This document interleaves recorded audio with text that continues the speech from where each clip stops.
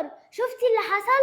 ايه يا اختي اللي حصل؟ فاكره البنت اللي كانت بتعمل على التيك توك فيديوهات محشي؟ ايوه يا اختي فاكراها، اللي كانت بتقلب حله المحشي كده. دي بقت بطلة المسلسل الجديد، وبيقولوا ان اجرها 40 مليون جنيه. لا بقى ده الموضوع كده حلو.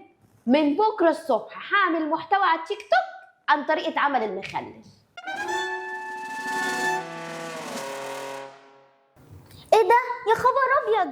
ايه في ايه؟ مكتوب خبر عاجل جدا، وفاة الفنان حمادة الأمور.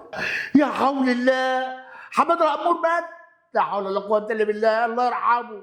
هو مين حماده الامور ده؟ انت تعرفيه؟ لا بس السوشيال ميديا كلها مقلوبة عليه، اكيد واحد معروف.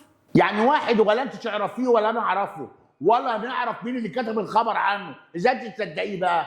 يعني انت صح وكل اللي كاتبين على السوشيال ميديا دول غلط؟ ايوه انا صح، عشان انت تعرفيني شخصيا، لكن دول محدش يعرفه ولا عارفين مين اللي كتب الاخبار دي اصلا. طب بص مكتوب شاهد قبل الحذف. مكتوب الفنان ممدوح حبشي ياكل سندوتشات فول وطعميه مع زوجته. ما ياكل فول وطعميه مع مراته فيها ايه؟ ما تسيبوا الناس في حالها بقى، ما هو ده اللي بيضايق بقى صراحه في السوشيال ميديا. اوبا دي الكبيره بقى، وفاة الدكتور سونسون اخصائي الامراض العامه. يا عيني عليك يا دكتور سونسون، الله يرحمك. ايه؟ مات؟ لا حول الله. الله يرحمه. دكتور سونسون اللي مات؟ ده انا. صباح الخير يا استاذ. يا استاذ. ايه معلش انا اسف، اصل كنت مركز مع الموبايل. كاتبين هنا خبر عاجل جدا. خبر عاجل؟ هو ايه الخبر العاجل ده؟ الفيسبوك كله مقلوب، بيقول لك يا ستي اختفاء بنوته لابسه سويت شيرت بيج عليه فيونكات بني وحاطه في راسها توكه ذهبي وماسكه موبايل اثناء زيارتها لعياده الدكتور سونسون. مش عارف ليه كده حاسس ان فيها شبه منك. ده انا؟ ما انا هو موجوده وما اختفتش ولا اي حاجه. معرفش، الناس على السوشيال ميديا هي اللي بتقول كده.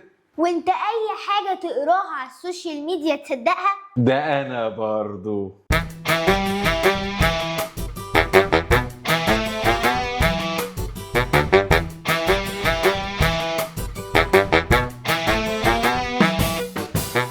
اطفالي فالي عاملين ازعاج، ياني ده عيال شياطين، وانا ماشي على كرسي علاج، معرفش انام من غير فيتامين. اطفالي فالي عاملين ازعاج، ياني ده عيال شياطين، وانا ماشي على كرسي علاج، معرفش انام من غير فيتامين.